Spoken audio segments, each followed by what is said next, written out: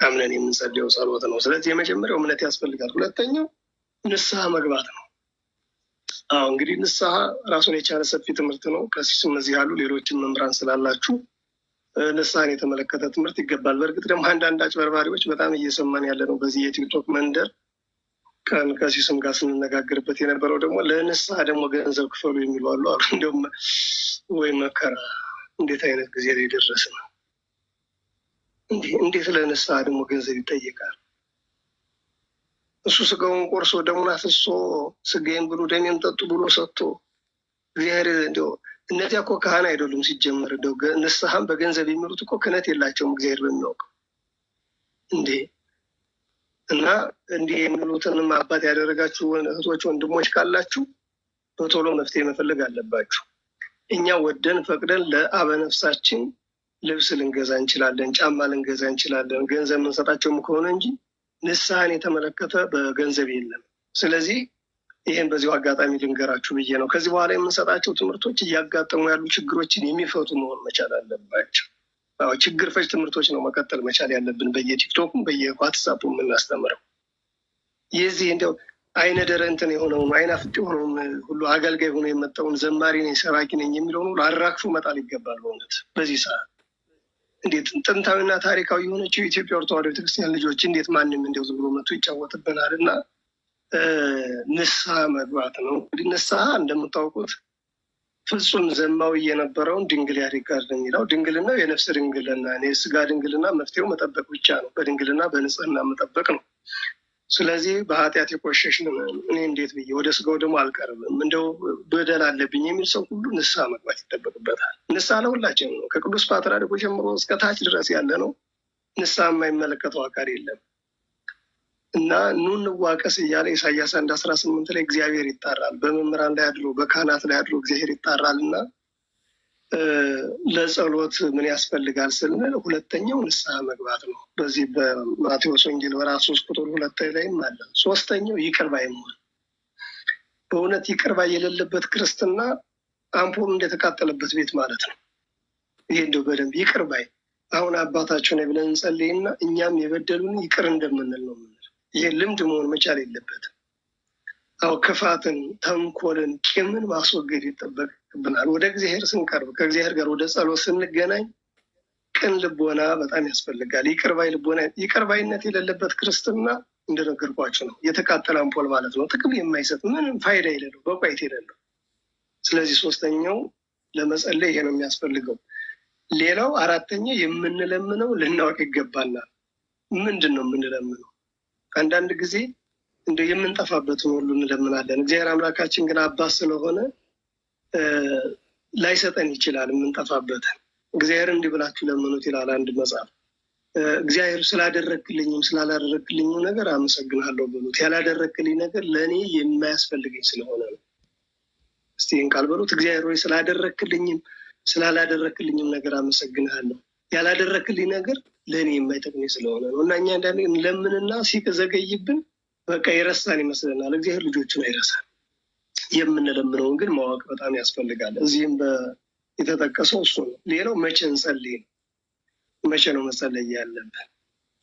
ከሰባቱ ጊዜያት ብንችል ሰባቱን፣ ካልቻልን ግን ሁለት ግዴታ ነው። በጣም ግዴታ። ይሄ በመጽሐፍም የተቀመጠ ነው። ጧትና ማታ ክርስቲያን የሆነ በ40 እና በ80 ቀን የሥላሴን ልጅነት ያገኘ መጸለይ አለበት። በነገራችን ላይ የክርስቲያን ሁለቱ ክንፎች ተብለው ከሚጠሩት መካከል አንዱ ጸሎት ነው። ጾምና ጸሎት የክርስቲያን እንደው ሸክም የሌለው ትልቁ መሳሪያ ጸሎት ነው። ጸሎታችን ግን ምንድን ነው? መልስ የማይገኘው መልስ የማናገኝበት ምንድን ነው? እንጸለያለን፣ ጠዋትም ማታም፣ እንደገና ምህላም አዋጅ እየታወጀ እንጸለያለን። መልስ ግን የማይገኘው ለምንድን ነው የሚለውን ትንሽ ነገር ማለት ጥሩ ነው። አንደኛ ጥርጥር ስላለ ነው። እንጠራጠራለን። ይወልድናል፣ ይደረግልናል። ደግሞ የሚጠራጠር ሰው ከእግዚአብሔር ዘንድ አንዳች ነገር ያገኝ ይላል መጽሐፍ። እና በዚያ ሁለተኛ የምንለምነውን ስለማናውቅ ነው። በዚህ በማቴዎስ 20:22 ላይ እና ማርቆስ 10:37 ላይ የምትለምኑትን አታውቁም ይላል። በዚህ ምክንያት መልሳችን ከእግዚአብሔር ዘንድ ሊዘገይ ይችላል፣ አልገናኝ ይላል። ሌላው በዚህ በመጽሐፋችንም በግልጽ ደግሞ ተጽፎ የምናገኘውና እንደው ብንወስደው የሚጠቅመን ከነ ኃጢአታችን ስለምንለምነው ነው ይላል መጽሐፍ። አያችሁ፣ ከነ ኃጢአታችን እግዚአብሔር ያልበደለ የለም ከእመቤታችን በስተቀር።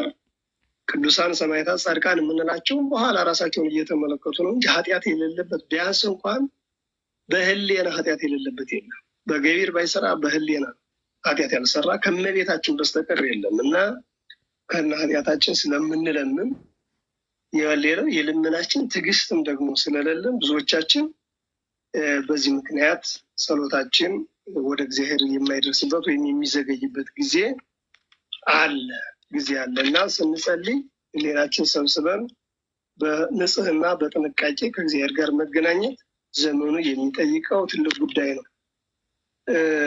በነገራችን ላይ እንደው በደንብ እንድትዙት የምፈልገው ጸሎታችን በስራው ኃይል የምታመጣ ናት። አሁን ባለፈው የነበረው ምህለኛን አይተናል። በሀገራችን ላይ የመጣው መከራ በቤተክርስቲያን ላይ የመጣው ቀለል አድርጎታል። ያዕቆብ 5:17 ላይ ጸሎት በስራዋ ኃይል ታደርጋለች ይላል። ስለዚህ ምን እንጸልይ፣ እንዴት እንጸልይ የሚለው በተለይ በፍትሐ ነገሥት አንቀጽ 15 544 ላይ ቁጥር 544 በዝርዝር ተቀምጧል። ይህን የምትፈልጉ ካላችሁ ሶፍት ኮፒውን ሸር አደረጋችኋለሁ ፍትሐ ነገሥቱን። ምክንያቱም ማየት ጥሩ ነው፣ መማር ማንበብን የመሰለ ነገር የለም እና በዚያ ላይ ስለተቀመጠ በተለይ ኪዳን ላይ፣ ቅዳሴ ላይ፣ በማህሌት በሰዓታትነት የህብረት ጸሎት አገልግሎት ስለሆኑ በእነሱ ላይ እየተገኘን አብረን መጸለይ ትልቅ ጉዳይ ነው። እንግዲህ በቤተክርስቲያናችን እንደምታውቁት በዚህ በመጽሐፍ መዝሙር 118 ከቁጥር 164 ላይ በቀን 7 ጊዜ አመሰግንሃለሁ ይላል ነቢየ እግዚአብሔር ቅዱስ ዳዊት። መቼም ዳዊት ያልተናገረው ነገር የለም። ስለ ጸሎት፣ ስለ እመቤታችን፣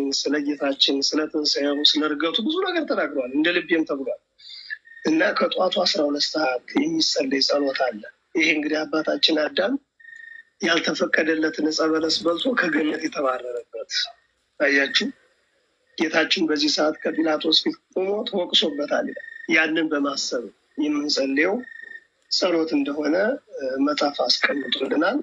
ስለዚህ ጠንክረን ልንጸልይ እንደሚገባን ነው የሚነግረን። ሌላው ከምሽቱ 3 ሰዓት ከጧቱ 3 ሰዓት አዳም ተመልሶ ገነት የገባበት። ያው አዳም ከገነት ተባሮ ጸጋው ተገፎ ለ5500 ዘመን እያለቀሰ ነው የኖረው፣ ሕግ ተላልፎ ማለት ነው። ኦሪት ዘፍጥረት ምዕራፍ 3 እንደምናገኘው ወበከ አዳም ይላል። አዳም አለቀሰ። አዳም እያለቀሰ ለ5500 ዘመን ቆይቷል። ቀጠሮ በደረሰ ጊዜ እንዳለ ቅዱስ ጳውሎስ ግን ከልጅ ልጅ ተወልጄ አድንሃለሁ የሚል የተስፋ ቃል ተሰጥቶታል። ከእመቤታችን ከቅድስት ድንግል ማርያም ተወልዶ እንደሚያድነው ተስፋ ቃል ሰጠው። ለዚህ ነው አባ ሕርያቆስም በቅዳሴ ማርያም ድርሰቱ ላይ አንቲ ውእቱ ተስፋሁ ለአዳም አመ ይሰደድ እምገነትዮ ወአቱ ለአብኤል ዘተቀትለ በአመፃ እያለ ለአዳም ከገነት በተሰደደ ጊዜ ተስፋው አንቺ ነሽ ያለ እመቤታችን ያነሳል እና በ3 ሰዓት ከጠዋቱ 3 ሰዓት ተመልሶ ገነት የገባበት እመቤታችን ወላዲተ አምላክ ነው። ብስራተ መልአክ የሰማችበት ሰዓት ነው። እኛም ደግ ነገር እንድንሰማ በዚህ ሰዓት እንድንጸልይ ታዘናል።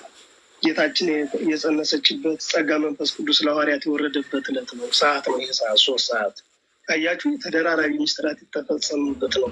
ይሄን በማሰብ ከጠዋቱ 3 ሰዓት እንድንጸልይ በያለንበት ሆነን ሌሎችም ታሪኮች አሉት። እንግዲህ ይህን እያሰቡ መጸለይ ይገባል የሚል አለ።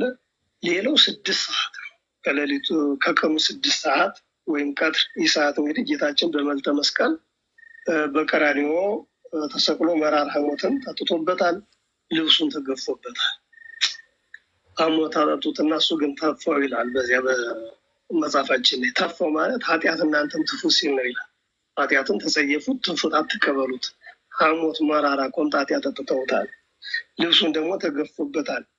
እሱ እየተገፈፈ እኛን በጸጋ ለበሰን፣ እኛም ብርሃን አለበሰን። መድኃኔዓለም ኢየሱስ ክርስቶስ ሊቁ ቅዱስ ዮሐንስ አፈወርቅ በዚህ በቅዳሴ ዮሐንስ አፈወርቅ ላይ እነሱ እየገፉ እነሱ እየገፈተሩ አንተ ግን በፍቅር ሳብካቸው ይላል። አዎ መቼም ተአምር አይደል የክርስቶስ ነገር። ስለዚህ ይህን እያሰቡ መስቀሉን እያዩ ማዘን ማልቀስ ይገባል ነው። ሌላው ከሰዓት ወይም ተሰዓት ነው፣ ከቀኑ 9 ሰዓት። ሌሎችም አሉት በነገራችን ላይ እንደ ምሳሌ ነው የምጠቅስላችሁ እንጂ ሌሎች የተፈጸሙ ገቢረ ተአምራት አሉ። ጌታችን ቅድስት ነፍሱን ከክብር ስጋው በገዛ ስልጣኑ የለየበት በመልዕልተ መስቀል ላይ እንዳለ 7ቱን አጽርሐ መስቀል የተናገረበት ሰዓት ስለሆነ ይህንን እያሰቡ መትጋት መጸለይ ይገባል። በ9 ሰዓት ነው። ስለዚህ ስለኛ መከራ መቀበሉን መሞቱን እያሰብን ልንጸልይ በዚህ ሰዓት እንግዲህ ቅዱስ ጴጥሮስና ቅዱስ ዮሐንስ ራሱ ጸሎት ሊያደርጉ ወደ ቤተ መቅደስ ይወጡ ነበር ይላል። ቅዱስ ጴጥሮስና ቅዱስ ዮሐንስ እኛም አባቶቻችን አርአያ አድርገን መጸለይ ይጠበቅብናል ነው። ሌላው ሰርክ ነው። ሰርክ ማለት ከ11 ሰዓት ነው። በዚህ ሰዓት ጌታችን ወደ ከርሰ መቃብር የወረደበት ቀን አልፎ ደግሞ ሌሊት የሚተካበት ሰዓት ስለሆነ የጧትና የማታ ጸሎት የጧቱ 12 ሰዓት እና የዚህ ሰርክ ግዴታ በቤተክርስቲያን ነው። አልጋ ላይ ያልተኛ ወይም መንገድ ጉዞ የሌለበት ቤተክርስቲያን ከቅርቡ ያለ ባለበት ሆኖ ወደ ቤተክርስቲያን በህብረት እንዲጸልይ። መቼም ብቻን ከመጸለይ 2-3 ሆኖ መጸለይ በጣም የተሻለ ነው። ከመካከላቸው አንዱ ለእግዚአብሔር ቅርብ የሆነ ሊኖር ስለሚችል የኪዳን የቅዳሴ ጸሎት ቀላል ነገር እንዳይመስላችሁ፣ የሰርክ ጉባኤ ቀላል ነገር እንዳይመስላችሁ፣ ድሉ ያላችሁ እንዲህ አይነት ነገሮችን ባናቃልላቸው ጥሩ ነው የሚሆነው የሚል ወንድማዊ ምክር አለኝ። ከዚያ ነዋም ወይም ከምሽቱ 3 ሰዓት ነው አሁን ያለንበት ሰዓት አካባቢ ያለው ነው። እንግዲህ ይህ ሰዓት ጌታችን ስርዓተ ጸሎት አስተምሮበታል። እኛም እንግዲህ ጸሎት ሚስጥር ሀብት ጸጋ እንዲታደለን መጸለይ በበርታት ይጠበቅብናል። አይሁድ ደግሞ በይሁዳ ተቋሚነት ተባብረው ይዘውታል። ያ የተረገመ ይሁዳ ማለት ስምና ግብሩ አልተባበሩለት። ይሁዳ ማለት ታማኝ የቅርብ ወዳጅ ነበር፣ ግን ሌባው ነው የተገኘው። እኛም አሁን አንዳንድ ክርስቲያን እንባልና እንደ ክርስትና የማንኖር አስመሳዮች አለን። ዘማሪያን፣ ሰባኪያን ተብለን አለን። በጣም በግልጽ ለመናገር ስምና ግብራችን ያልተባበረልን ልብሱን ለብሰን ግን ልብሳችን ሌላ ስራችን ሌላ እየሆነ ያለን አለን እና ይሁዳ በይሁዳ ጠቋሚነት ተባብረው ያዙት። እንግዲህ ይሁዳ ተመርጦ ነበር፣ ግን ቀልጦ ቀረ። ስምና ግብሩ አልተባበረለትም። ወዳጅ ነበር፣ ሌባ ሆነ። ስንቱ ደግሞ ክርስቲያኑ ነው እንደ ክርስትና የማይኖር አለ እግዚአብሔር በሚያውቀው። ስለዚህ ያን እያሰቡ በይሁዳ ጠቋሚነት መያዙን እያሰቡ መበርታት ያስፈልጋል። በጸሎት ደግሞ ለቅዱሳን አባቶቻችን ስርዓተ ጸሎት ያስተማረበት ስለሆነ እያሰቡ አቡነ ዘበሰማያትን መላልሶ መጸለይ ይገባል ይላል መጽሐፍ። መላልሶ መጸለይ ይገባል። ይሄ ሰዓት 3 ሰዓት። ሌላው መንፈቀ ሌሊት ነው። ይህ እንኳን እውነት ለመነጋገር እንደው እኛም የተቸገርንበት እና ያቃተን እንደው አንስተው ቢጥሉም ብዙዎቻችን እንኳን የምንሰማ አይመስለኝም። መንፈቀ ሌሊት 6 ሰዓት የሚባለው ማለት ነው። አሁን እንደውም ቲክቶክ መጥቶ ጥሩ ነው እንደው ትንሽ እንድናመሽ እያደረገን ነው መሰለኝ እንጂ በዚህ ሰዓት እንግዲህ የመንፈቀ ሌሊት በዚህ ሰዓት ጌታችን ተወልዶበታል፣ ዓለምን ለማዳን ይመጣበታል ብሎ መጽሐፍ ያስቀምጣል። ያው በመንፈቀ ሌሊት ይላል። በዚህ ሰዓት ነው እንግዲህ እግዚአብሔር አምላካችን ለእያንዳንዱ እንደ ስራው ሊከፍል ይመጣል፣ ዓለምን ለማሳለፍ ይመጣበታል። ስለዚህ አቡነ ዘበሰማያትን ከ3 እስከ 12 ጊዜ መላልሶ መጸለይ ሰላም ለኪ ማለት ይገባል የሚል ይህን እንግዲህ ከየት እናገኘዋለን? እንደው ከ3 እስከ 12 አቡነ ዘበሰማያት ለምን እንጸለያለን ቢባል ከዓርብ ግብረ ሕማማት ይገኛል ይላል። አባቶቻችን ስራ ሰርተዋል፣ እዚያ ላይ ይገኛል። ስለዚህ በዚህ ጠንክረን እንድንጸልይ ይገባናል የሚል አባቶቻችን ስራ ሰርተውልናል። እንግዲህ የጸሎት ጥቅሙ ምንድን ነው? እንደው ደቂቃው 25 ደቂቃ ተብዬ ነበር፣ ሳያልፍ አልቀረም። ሰዓቱንም በደንብ አላስኩትም፣ ግን ጀማሪ ነገር መጀመሪያ እንግዲህ አስቸጋሪ እንግዲህ ተዘግዝቆ ይተኛል ይባላል እና ይችን ብዬ ልጨርስ። የጸሎት ጥቅሙ አንደኛ የምንፈልገውን ሁሉ ለማግኘት ነው። የምንፈልገውን ነገር ሁሉ ለማግኘት ጸሎት ያስፈልጋል። ብዙ እንፈልጋለን፣ ዝም ብለን ሳንደክም ሳንጸልይ እንዲሰጠን ነው የምንፈልገው እና በጸሎት መበርታት ያስፈልጋል። ቅዱስ ይስሐቅ የተባለ ሊቅ ምን ይላል? ሌሊትስ እግዚአብሔርን ለማመስገን ተፈጠረ፣ መንፈስ ተኛ ሲል እምቢ በለው፣ መዝሙረ ዳዊትን ጨምረህ ስትጸልይ ይደር ነው የሚል። ግን እኛ አሁን እንደ ውዳሴ ማርያም መዝገበ ጸሎቱ ብዙ እንጀምርና መልሰው ወገቤን ያዙኝ ስለምንል እንደ አቅማችንም እየጸለይን አይደለንም። ሌላው ከፈተና ለመዳን ነው። በእውነት ወደ ፈተና እንዳትገቡ ትጉና ጸልዩ ነው ያላል። ያው ወደ ፈተና እንግዲህ ፈተና ከተለያየ አቅጣጫ ይመጣል። አሁን በዚህ ዘመን ደግሞ ለእናንተ በተለይ በውጭ በዱባይ በኳታር በዚያ ያላችሁት ፈተና የሚመጣባችሁ ከአገልጋይ ነው። አሁን እያየሁት ያለሁት ከአገልጋይ ነኝ ከሚል አገልጋይ እውነተኛው አገልጋይ አይደለም፣ ከእውነተኛው ቄስ ከእውነተኛው ዲያቆን ሳይሆን ከመሳይ መስሎ ከሚኖረው ያው እየመጣ ነው እና ፈተና ከራስ ምኞት ይመጣል። ፍቃደ ስጋ እንደ ፍቃደ ነፍስ ካለማስገዛት ይመጣል። ከቅርብ ጓደኛ ከወዳጅ ይመጣል፣ ከቤተሰብ ይመጣል፣ ከባለስልጣናት ይመጣል። ፈተና መምጫው በጣም ብዙ ከመናፍቃን ይመጣል። ግን እናንተ እንድትጠነቀቁ የምፈልገውና እንደው ፈተና ይመጣል የማስበው በተለይ እህቶቻችን የሚያታልሉ አሉና አገልጋይ መስለን መተን ገደል እንዳንሰዳችሁ አገልጋዮቻችሁን በደንብ ብታውቁ። ስለዚህ ከጸለያችሁ ከዚህ ፈተና መውጣት ትችላላችሁ። ቅዱስ ያዕቆብ በፈተና የሚጸና የተባረከ ነው ይላል። ያዕቆብ 1:12 ላይ በፈተና የሚጸና እያንዳንዱ ሲፈተን ደግሞ በራሱ ፍላጎት ይፈተናል እንጂ እግዚአብሔርስ በክፉ ማንንም አይፈትንም ይላል። አይፈትንም እግዚአብሔር። ያው በራሳችን ፍላጎት ፍቃደ ስጋችን ለፍቃደ ነፍስ ባለማስገዛት ነው የምንፈተነው እና ከፈተና እንወጣለን። ጸሎተኛ ከሆነ በእርግጠኝነት ሰይጣን እንኳን ቢከታተለን የምንጸልይ ከሆነ አቅም የለውም። አየር እኮ ኢዮብን አይደል እንዴ? የመጽሐፈ ኢዮብን ስታነቡ ሀብቱን ጨረሰ፣ ልጆቹ አለቁ፣ ሁሉ ነገር አለቀ። መጨረሻ ላይ ሰውነቱን በቁስል አነደደው። ከራስ ፀጉሩ እስከ እግር ጥፍሩ በቁስል ነደደ። ባለቤቱ ልትቀዳ ሰይጣን አገኛት። ከዚያ ከሚሸተው ሰውዬ ጋር እንዴት አብረሽ ትኖሪያለሽ አላት፣ ከባለቤቷ ጋር። እሷም መጣ እንግዲያስ እግዚአብሔር የሚባለውን ስደበው አለች። ልጆቻችን ሀብታችን አጥተናል፣ ከዚህ የበለጠ ምን ይመጣብናል? ኢዮብ ግን ምንድን ነው ያለ? እግዚአብሔር ሰጠ፣ እግዚአብሔር ነሳ፣ እግዚአብሔር ስም የተመሰገነ ይሁን። አያችሁ፣ በፈተና ሰው ሲጸና፣ እኛ አንዳንድ ነገር ሲደርስብን ወዲያው ማማረር ነው። በቃ እኔንም አረስቶኝ እንዴት ይረሳናል?